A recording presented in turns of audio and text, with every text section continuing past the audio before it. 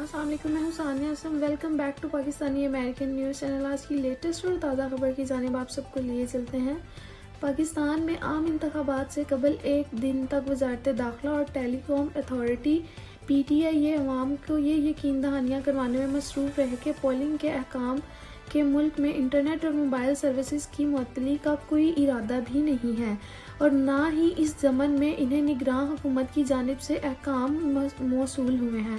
یہ یقین دہانیاں دیگر ووٹرز کے ساتھ ساتھ پاکستان تحریک انصاف کے کارکنوں اور ووٹرز کے لیے زیادہ تسلی کا باعث بنی، اور اس کی وجہ یہ تھی کہ حکومتی کریک ڈاؤن کے نتیجے میں تحریک انصاف نے عام انتخابات 2024 کے لیے اپنی انتخابی مہم چلانے کے لیے ڈیجیٹل ذرائع پر زیادہ اکتفا کیا اور پولنگ کے روز بھی اپنے ووٹرز کی رہنمائی کے لیے مختلف آن لائن ذرائع کا بندوبست کر رکھا تھا۔ لیکن جمعرات کی صبح جیسے ہی شہری ووٹ ڈالنے کے لیے اپنے گھروں سے نکلی اور موبائل فون کی سکرین پر سگنلز کی عدم موجودگی نے انہیں نہ صرف مایوس کیا بلکہ پولنگ اسٹیشن کی معلومات کے حوالے سے بھی مشکلات کا سامنا کرنا پڑا۔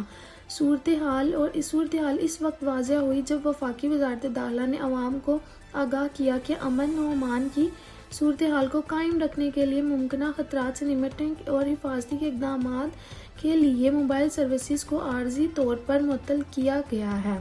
اس عارضی بندش میں 12 بجے نظر ثانی کرنے کے بعد یہ خبر سنائی گئی اور انٹرنیٹ کو بھی معطل کیا گیا، مگر اب تک حکومت کی جانب سے کچھ نہیں بتایا گیا کہ موبائل سروسز کب تک بحال کی جائیں گی۔ سروسز کی معطلی کے فیصلے پر سیاسی جماعتیں، ووٹرز اور صارفین تمام ہی ناخوش نظر آئے۔